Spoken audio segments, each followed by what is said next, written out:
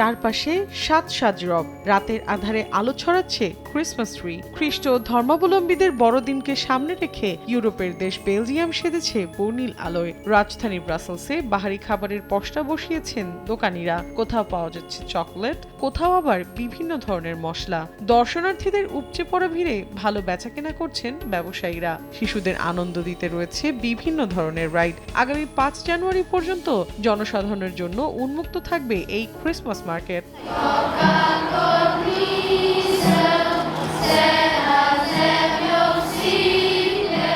ক্রিসমাসের আমেজ শুরু হয়েছে ইউরোপের আরেক দেশ স্লোভেনিয়ায়। স্থানীয় সময় শুক্রবার আলোকিত করা হয় রাজধানী লুবলিয়ানার রাস্তাঘাট। এ সময় উপস্থিত ছিলেন শহরটির মেয়র। উৎসবের এই মৌসুমে সবার জন্য শুভকামনা জানান তিনি। এ আয়োজনে মুগ্ধ বাসিন্দারা।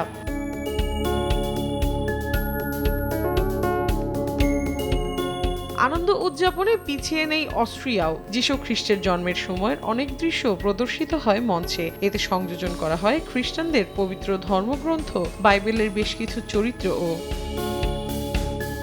মৌসুমী সাথী, সময় সংবাদ।